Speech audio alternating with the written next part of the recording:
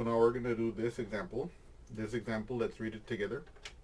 We have 3 squared minus 2 times 4. So in our brain, the first thing that we're going to do is we're going to remind ourselves of our mnemonic, which is PEMDAS. Okay? PEMDAS. We ask ourselves, are there any parentheses, right? And you can see in this expression there are no parentheses to consider. We ask ourselves if there are any exponents, and aha, look at this, there is an exponent here. So this is going to be the first expression that we're going to simplify in this overall expression. So 3 raised to the square power. Now again, remember, what does that mean?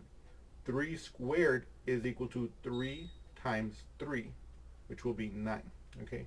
Just as if I were to have, like, let's say 4 squared for argument's sake, that would be 4 times 4. Remember that in general, if I have x to the n power, what does that mean? That means x times dot dot dot times x, where I have n copies of x being multiplied together. Okay, so 4 squared is 4 times 4, because I have 2 copies, the exponent number of copies of the base being multiplied together. In any case, we know 3 squared is 9. So we bring that down here. 9 minus 2 times 4. One of the other things I want you to notice about the way I'm doing these calculations is I'm trying to keep the calculation together as much as possible. So for example, I perform this, I calculate this exponent and I replace it here, the 9, but then I bring down the rest of this expression as is, unchanged. Okay? So now I go back to my PEMDAS. I ask myself, are there any parentheses? No. Are there any exponents now? No. There's no more exponents now.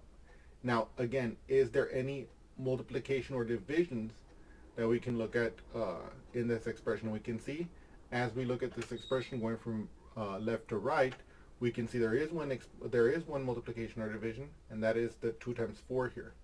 So in the next line, we're gonna perform this multiplication. And we're going to get 9 minus, what is 2 times 4? 2 times 4 is 8. So we get 9 minus 8. Now we ask ourselves, are there any more multiplications or divisions? No. Are there any additions or subtractions? Again, look at that. We're looking at additions and subtractions as having the same priority. In this case, there's only one more operation to do. It is this subtraction. So we do it, 9 minus 8, that's 1. And that is this example here.